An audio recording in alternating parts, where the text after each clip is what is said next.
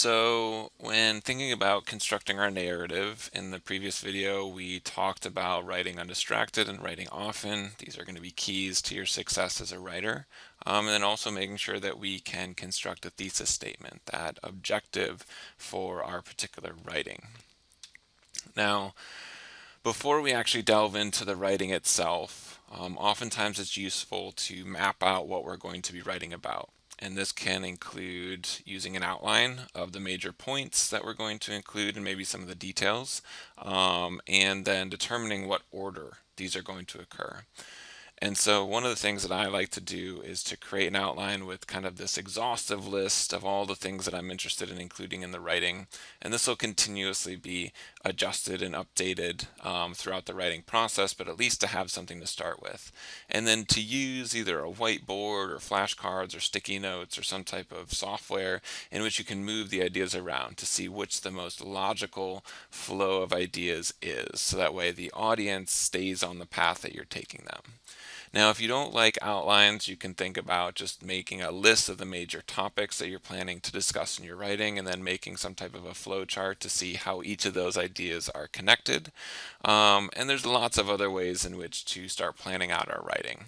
And none of these tools are inflexible, meaning you don't have to stick to one tool or you don't have to stick to the two tools that I suggested in this particular lecture.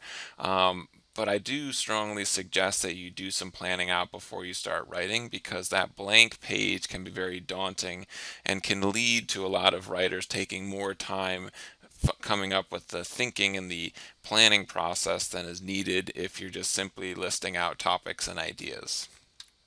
Now, in thinking about the order of the topics that we're interested in discussing, usually using an hourglass approach will be most appropriate and connect to the most readers. The reason for this is that with this hourglass, it starts and it ends very widely and then it gets narrow in the middle.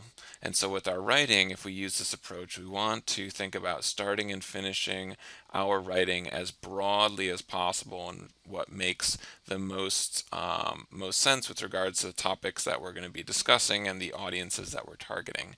And this then is going to draw in lots of different readers to see what your writing is about.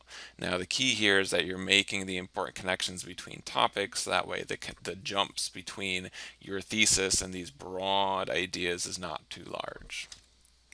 Now, in thinking about this broad start, we want to think about our opening paragraph and making sure that this is going to not only connect to a wide audience, but also entice the reader to keep reading on. What are some of the details that you're going to discuss in your paper after you touched on these broader, widespread topics? And this is then going to connect across these different disparate fields of study potentially. And this is really valuable for scientific writing, both for the first paragraph as well as the title and the abstract of your work, because different indexing services like Web of Science or PubMed or Google Scholar will use your title and your abstract in which to then be used for searches of people looking for papers on particular topics.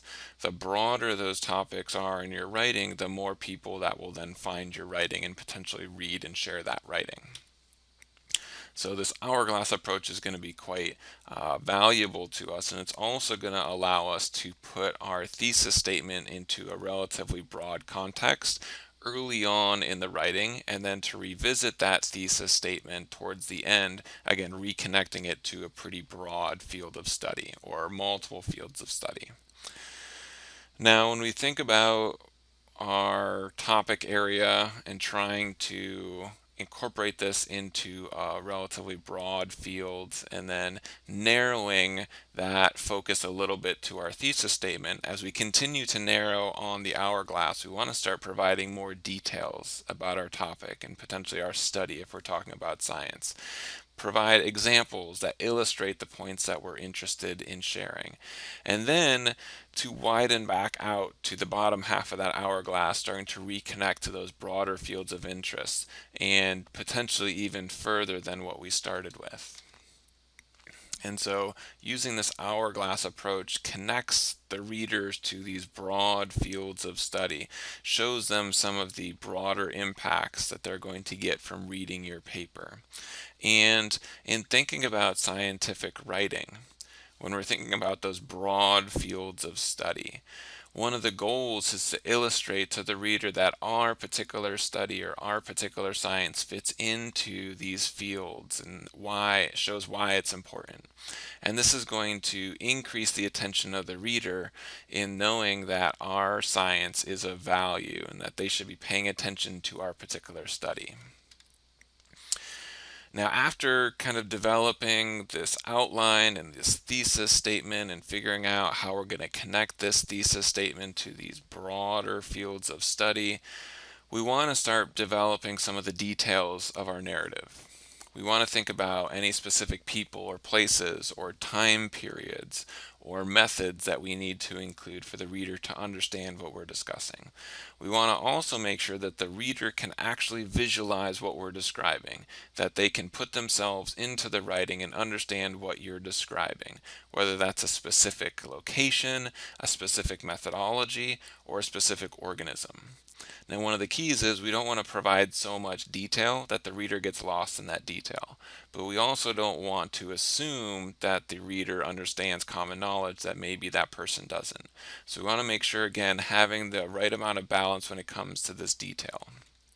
And so we can think about describing an apple and then think about what are the most important senses that we can use to describe that apple without going too deep. We can think about scuba diving and experience. What are those adjectives and descriptors that we can use in order to put the reader into that situation, again, without getting into too much detail or losing them in terms and information that maybe is not valuable for them to know, for them to continue on with the reading. In science, a lot of this takes place in the introduction and in the discussion section. So for the methods and the results, these are oftentimes our first-hand experiences in which we'll provide adequate detail and to the specific study of interest. But when we're starting to think about this detail that we're providing and the connections that we have in our thesis statements, this is where a bit more of the freedom is when it comes to scientific writing. And this is, again, where we're going to connect across these disparate fields. And for scientific writing, if it's not common knowledge and if it's not a first-hand experience, then in addition to this writing that we're doing, we also need to make sure we have appropriate citations and references that support those statements. So to wrap this video up, we want to make sure that we are addressing our writing in this relatively broad fields of study if possible, making sure that we provide adequate descriptions and connections between these different ideas. And when we're considering our writing, we want to make sure that these details in the description and the connections are as equal across different sections as possible. And we want to make sure that we're emphasizing the most important parts.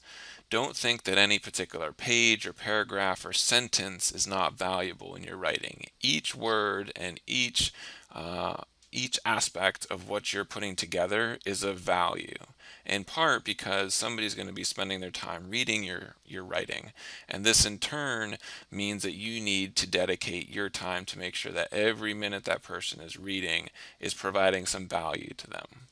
Oftentimes when we're thinking about different venues, this is constrained by page limits.